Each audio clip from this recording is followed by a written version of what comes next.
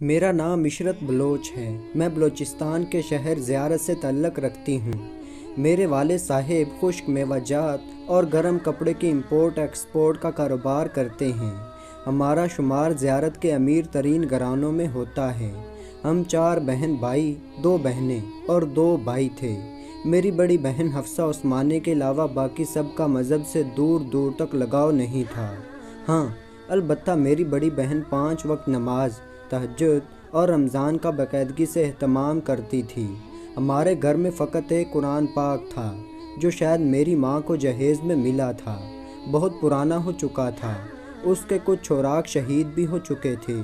اس کو میری بڑی بہن کے سوا شاید کبھی کسی نے کھول کر نہیں دیکھا تھا۔ میری بڑی بہن روزانہ قرآن پاک کی تلاوت کرتی تھی۔ جس جگہ سے قرآن پاک کے اوراق شہید ہونے کی وجہ سے الفاظ یا آیت پوری نہیں رہی تھیں، وہاں میری بہن نے ہمسایوں کا قرآن پاک مانگ کر پینسل سے کاغذ پر آیت اور الفاظ لکھ کر قرآن پاک کو پڑھنے کے قابل بنا رکھا تھا۔ اور میری بہن کے کئی بار کہنے کے باوجود بھی میرے دونوں بھائیوں اور والد صاحب کے پاس اتنا ٹائم نہیں نکل سکا تھا کہ وہ میری بہن کے لیے نیا قرآن پاک لا دیں۔ میری بہن نے مجھے بھی قرآن پاک کی تعلیم دینا شروع کی تھی۔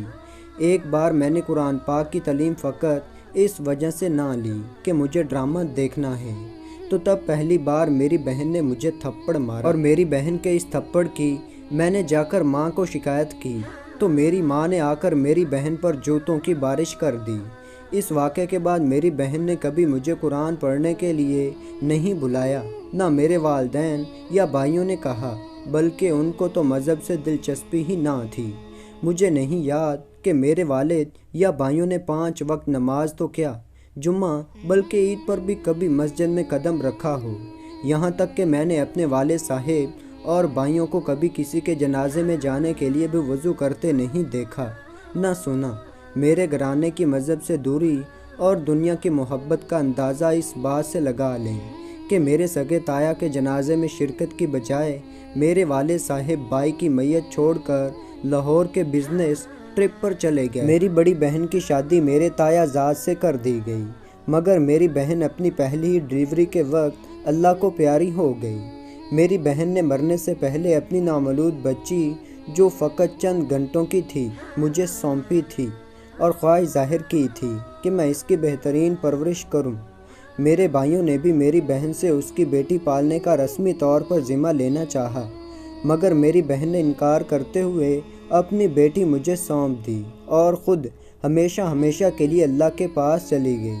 میں نے 2 سال تک جیسے تیسے اپنی بانجی کو سنبھالا، مگر میری بانجی 2 سال کی عمر میں چلنا یا بولنا تو دور، اپنے سہارے پر بیٹھنے کے بھی قابل نہ، فقط وہ پیٹ کے بل گھسٹ سکتی تھی۔ تو ہم نے ڈاکٹر کو دکھایا۔ ڈاکٹرز کہنے لگیں، خوراک کی شدید کمی کے باعث یہ بچی معذور ہو چکی ہے، شاید ہی کبھی قدموں پر کھڑے ہو سکے گی۔ ڈاکٹر کی بات سننے کے بعد میں اور بھی اکتا آ گئی۔ باقی فیملی نے پہلے ہی معصوم بچی کا خیال رکھنا چھوڑ دیا تھا۔ ایک دن ہماری ملازمہ نے گھر میں لگا آگ والا تندور، زمین کے لیول سے نیچے لگا ہوا تندور جس میں ثابت بکرا اور بلوچی گوشت وغیرہ تیار کیا جاتا ہے، دہکا رکھا تھا۔ میں نے آنکھ بچا کر بچی کو تندور کے قریب رکھ دیا۔ بچی نادان تھی، گھسٹتے ہوئے تندور میں جا گری اور بہت دردناک آوازیں نکالنے لگی، مگر اس سے پہلے کہ کوئی اس معصوم تک پہنچتا وہ جل کر کوئلہ ہو چکی تھی۔ یوں میں نے اپنی سگی بانجی کی جان لے کر قاتلہ ہونے کے ساتھ ساتھ امانت میں بددیانتی بھی کر لی۔ خیر، کچھ وقت بعد میری شادی ہو گئی۔ میری شادی کے بعد میرے دونوں بھائیوں کی بھی شادی ہو گئی۔ میرے بھائیوں کی شادی کے بعد میرے والدین ایک دھماکے میں شہید ہو گئے۔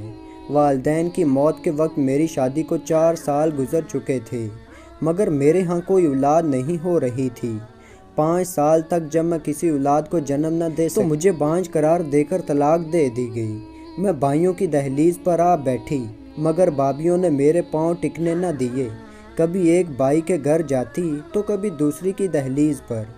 اسی دوران میری بھابھیوں نے میرے بھائیوں کو بھڑکا کر ان کا کاروبار الگ کروا دیا، اور کاروبار الگ کرنے کے بعد دونوں میں حق برابر نہ ملنے پر جھگڑا رہنے لگا۔ میری دونوں بھابھیاں جلتی پر تیل چھڑکنے کا کام کرتی رہیں۔ یہاں تک کہ میرے چھوٹے بھائی نے بڑے بھائی کو قتل کر دیا۔ بڑے بھائی کی بیوی نے چھوٹے پر کیس کر دیا۔ چھوٹا بھائی گرفتار ہو کر جیل میں چلا گیا، جہاں اسے عمر قید کی سزا سنائی گئی۔ بڑے بھائی کی بیوی اپنے بچوں کو لے کر میکے چلی گئی، جبکہ چھوٹے بھائی کی بیوی نے چھوٹے بھائی کو عمر قید ہونے کے بعد طلاق لے کر کہیں اور شادی کر لی۔ میں نے بھی دوسری شادی ایک ایسے آدمی سے کر لی جس کے بقول اس کے 3 بچے تھے اور بیوی فوت ہو چکی تھی۔ وہ دبئی میں بچوں کے ساتھ سیٹ تھا۔ میں بھی شادی کے بعد اس کے ساتھ دبئی چلی گئی۔ دبئی جا کر پتہ چلا وہ پہلے بھی 3 لڑکیوں سے یہی جھوٹ بول کر شادی کر چکا ہے۔ میرا دوسرا شوہر لڑکیوں سے دبئی میں شیخ لوگوں کے گھروں میں کام کروانے کے علاوہ ان سے جسم فروشی بھی کرواتا تھا۔ میرا دوسرا شوہر پاکستان چھٹی پر گیا مگر قتل ہو گیا۔